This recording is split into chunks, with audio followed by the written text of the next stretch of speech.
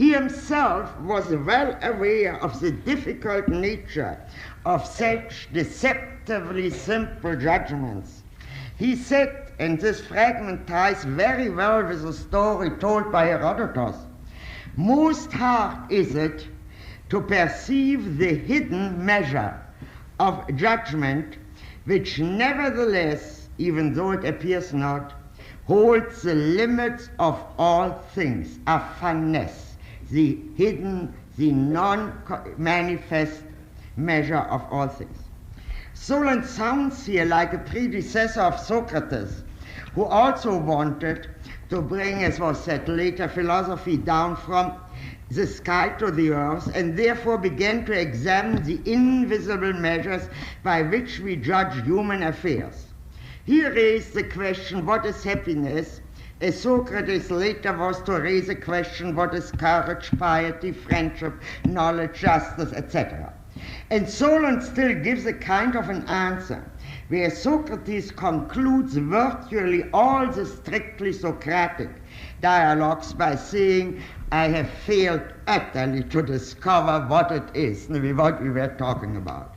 That's the end of the Charmides. And this aporetic character of Socratic thinking means the admiring wonder at just or courageous deeds seen by the eyes of the body gives birth to such questions as what is courage, what is justice. The existence of courage or justice is indicated by what I have seen, though they themselves were not given in sense perception. But the original wonder is not only not resolved in such questions, since they remain without answer, but even reinforced. What begins as wonder ends in perplexity, and therefore leads back to wonder. How marvelous that men can perform courageous and just deeds, even though they do not know, cannot give account of what courage and justice is. That is as though Socrates said that. There is, of course, a decisive difference between Plato or Parmenides' quest for divine matters and the seemingly so much more humble attempts of Socrates at defining Solon's unseen measures that bind and determine human affairs. In this difference we are not interested here, although its historical and political and philosophical relevance is very great. Its political relevance is even greater. What matters in our context is that in both instances the thought is concerned with things invisible but indicated by appearances, the starry sky above us or the deeds of men. That is, with invisibles which are present in the visible world, very much like the Homeric gods walking among men through the battles around Troy. And the chief thing to be noted about these matters that arouse wonder and are then transformed into thoughts is that they always concern something admirable, something to be affirmed and confirmed. Plato clearly thinks it simply absurd to ascribe ideas to them. In these cases, he says, the things are just the things we see. All tells us that it is better to retreat at this point for fear of falling into a bottomless pit of nonsense. All that is from the Parmenides. He then points out to Socrates, who there is a young Socrates, that he is still young, and that later on he will not despise such objects. But the difficulty is not resolved, and the question never again raised by Plato. We are not interested here in the doctrine of ideas, or are interested only to the extent that one could demonstrate that the notion of ideas occurred to Plato because of beautiful things and would never have occurred to him had he been surrounded by nothing but trivial and undignified objects. Now, in the attempt to enumerate and identify some of the sources of non-cognitive thinking, I have emphasized on purpose the element of admiration which we encounter so powerfully in Greek philosophy and pre-philosophical thought, and can trace, not as a matter of influence, but of ever-repeated original experience throughout the history of philosophy. I am not at all sure that this runs counter to present-day experiences in this matter, but I am quite certain that it does run counter to our common opinions on them.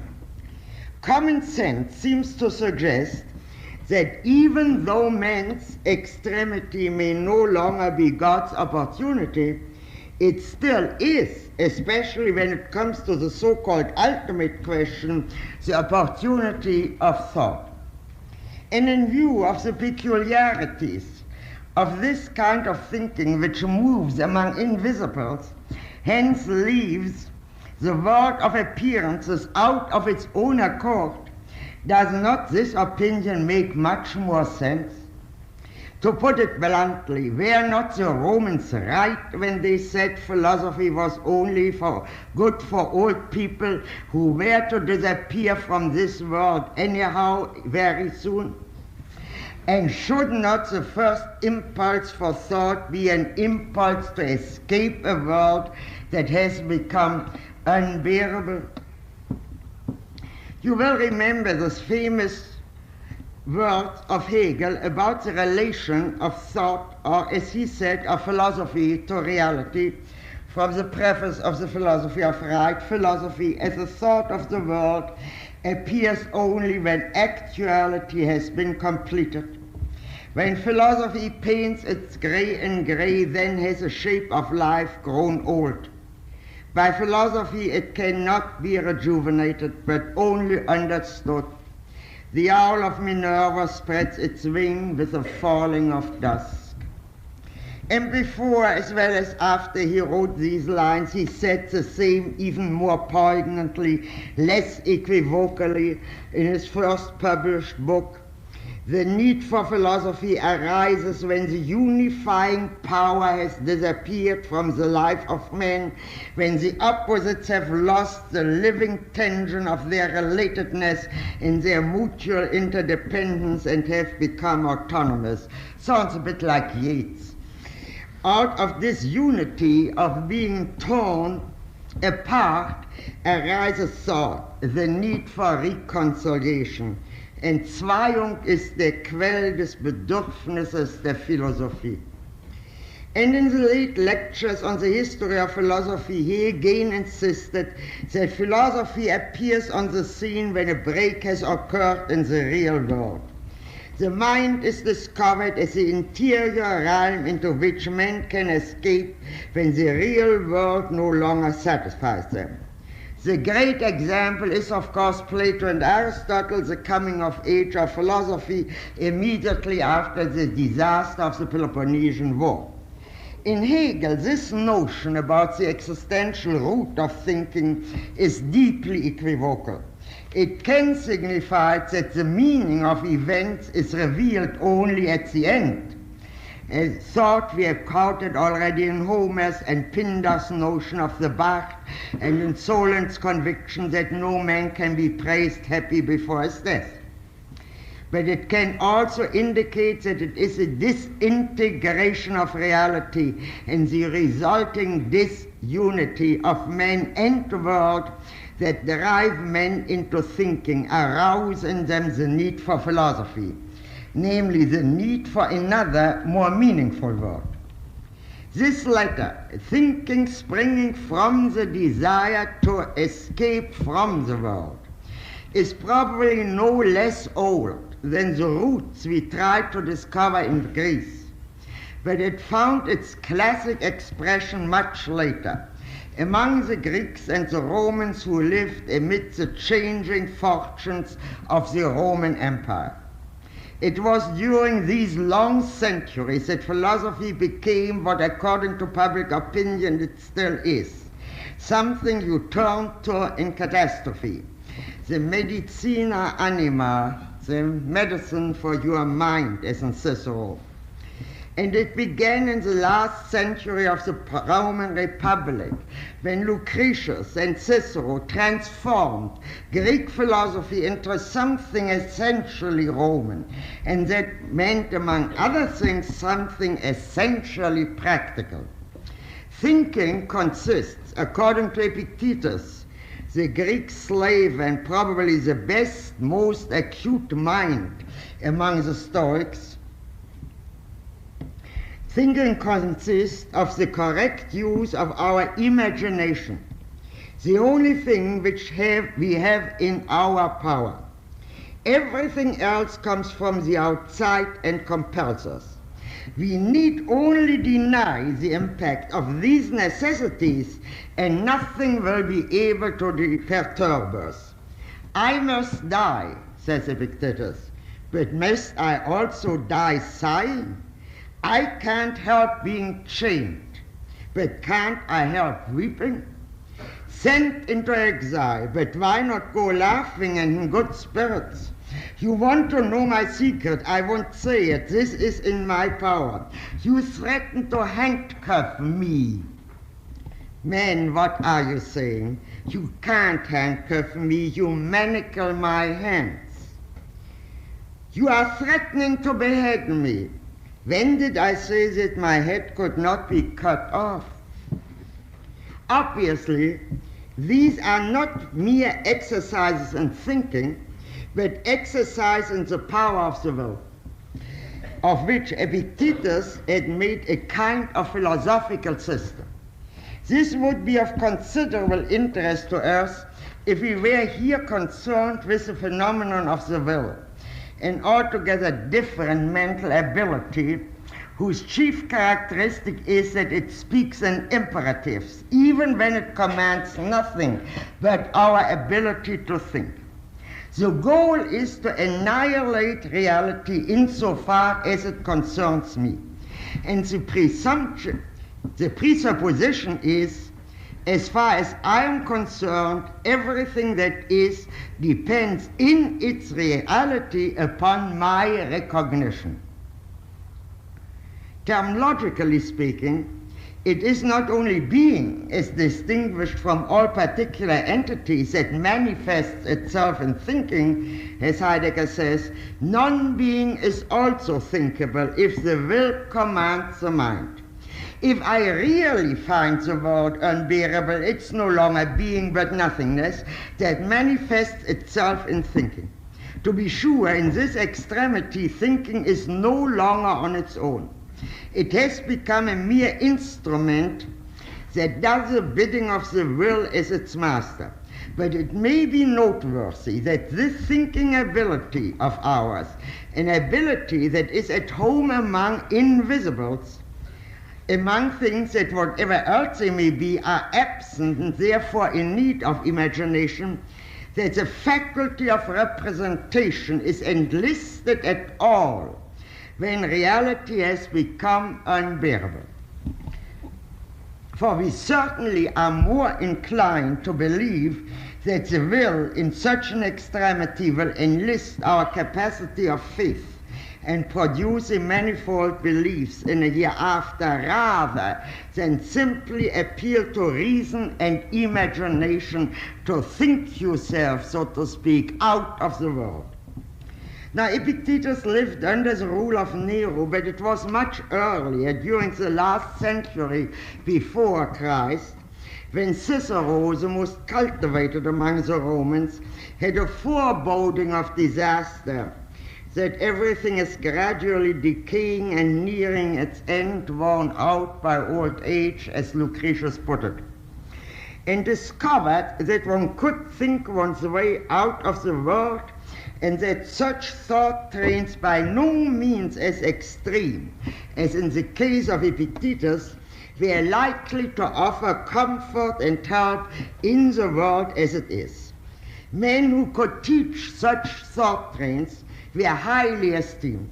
Lucretius calls Epicurus, who after 200 years of his death became the master of his most gifted pupil, a god, because he was the first to invent a way of life which is now called wisdom, and through his art rescued life from such storms and so much darkness. For our purpose, however, Lucretius is not so good. He does not insist on thinking but on knowing. Knowledge acquired by reason will dispel ignorance and thus destroy the greatest evil, which is fear, whose source is superstition. A much more appropriate example is Cicero's famous dream of Scipio, the end of the Republic. Their thinking is not inspired by fear. In order to understand how extraordinary this conclusion of Cicero's Republic actually is, how strange its thoughts must have sounded to Roman ears, we must for a moment remember the general background against which it was written. Philosophy had found a kind of a foster home in Rome during the last century of the Republic, and in this thoroughly political society, it had first of all to prove that it was good for something. In the Tusculan Disputation, we find Cicero's first answer.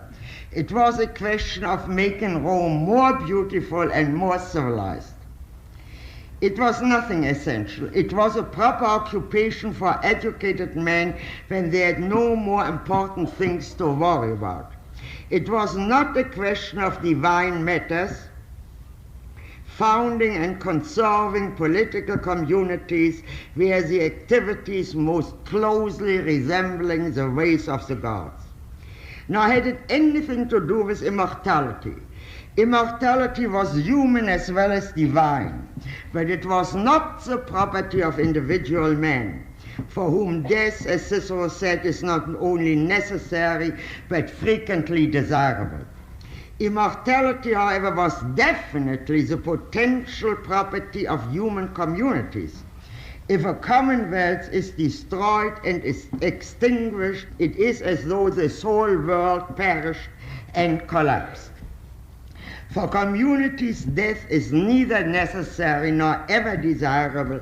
It comes as punishment only, for a community ought to and can be so constituted that it is eternal. And what I just now quoted comes from the same dialogue, the same treatise, which ends with Scipio's dream.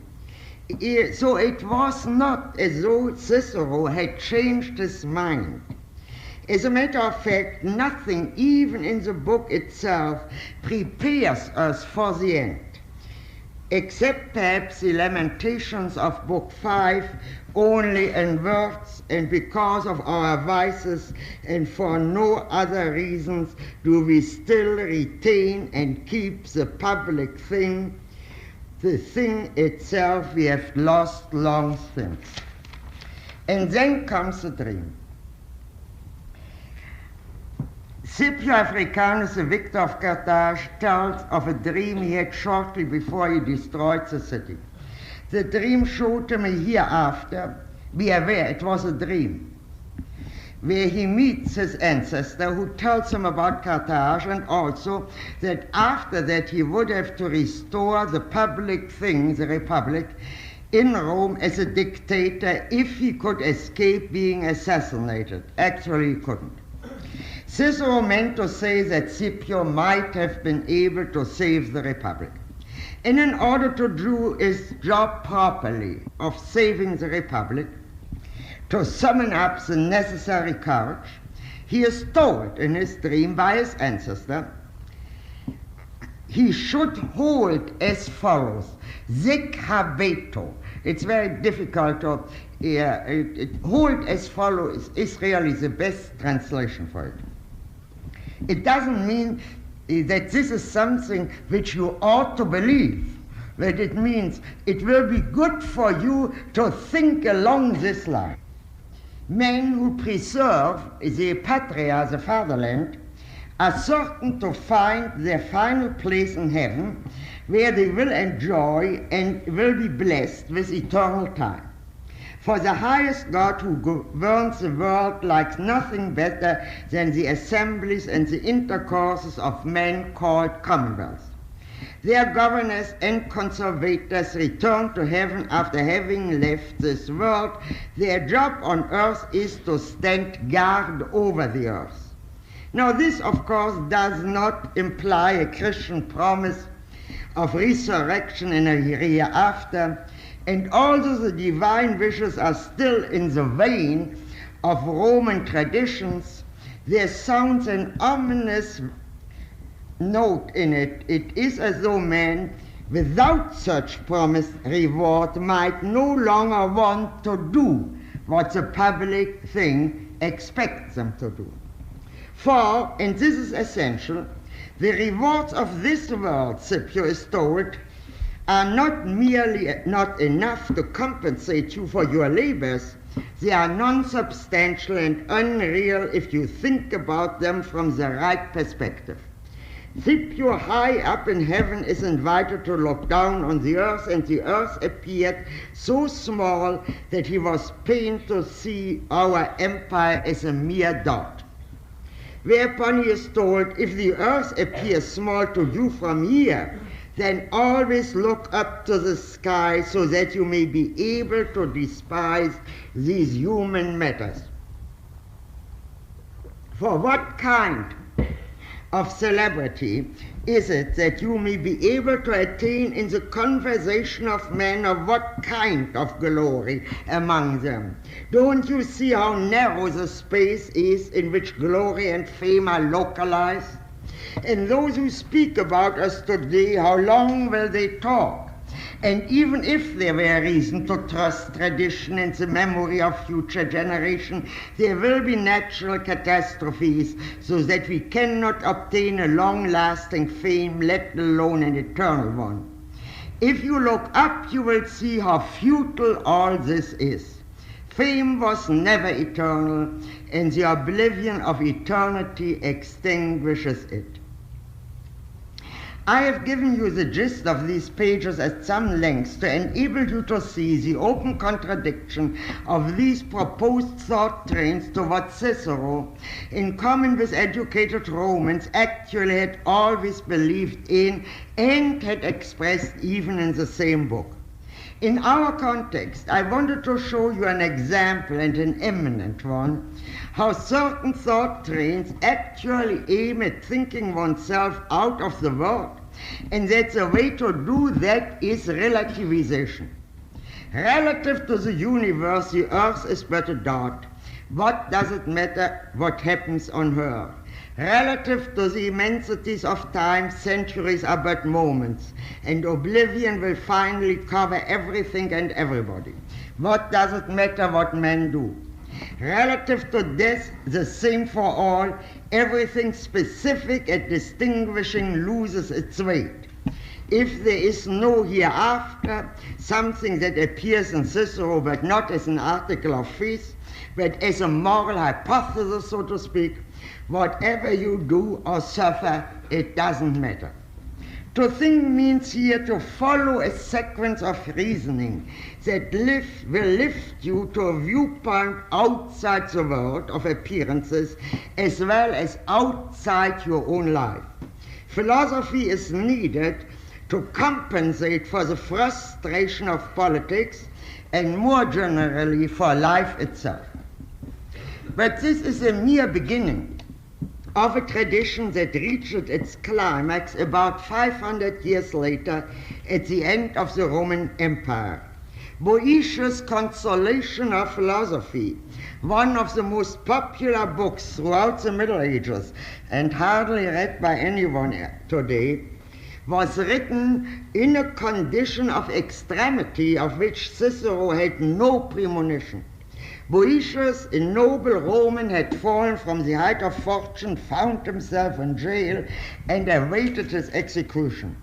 Because of this setting, the book has always been likened to the Phaedon, a rather strange analogy. Socrates, in the midst of his friends, after a trial in which he had been permitted to speak at length in his own defense, awaiting an easy and painless death, and Boëthius, thrown into jail without trial, absolutely alone after the death sentence pronounced at a mock trial at which he was not present, let alone given the opportunity of a defense, and now awaiting not a painless death but a horrible death by slow and abominable torture. Although he is a Christian, it is philosophy, and neither God nor Christ, who comes to console him. And although he had spent his secret leisure, as he tells us, while still in high office, in studying Plato and Aristotle, he consoles himself now with typical Ciceronian and also other Stoic thought trains, except that what was mere relativization and Scipio's dream is now turned into an almost violent annihilation. The immense spaces of eternity to which you must turn your mind annihilate reality as it exists for mortals. The ever-changing nature of fortune annihilates all pleasures, for even if you enjoy what fortune has given you, riches, honors, fame, you are in constant fear of losing it. Fear annihilates all happiness. Everything you unthinkingly believe does exist, exists not, once you begin to think about it. That is what philosophy, the goddess of consolation, tells him. And in this context, the question of evil, which hardly is touched upon by Cicero, comes up. The thought train concerning evil, still rather primitive and bourgeois, contains already all the elements which we later find in a much more sophisticated and complex form throughout the tradition. It runs as follows. God is the final cause of everything that is. God, as the highest good, cannot be the cause of evil. Everything that is must have a cause. Since there are only apparent causes but no ultimate cause of evil, evil does not exist. The wicked ones, says this philosophy, are not only not powerful, they are trivial, they are not. What you unthinkingly consider evil has its place in the order of the universe, and insofar as it is necessarily good. Its bad aspects are an illusion of the senses of which you can get rid of through thinking. It is the old Stoic advice. What you negate by thought, and thought is in your power, cannot affect you. Thinking makes it unreal. We are, of course, immediately reminded of Epictetus' glorification of what we today would call willpower.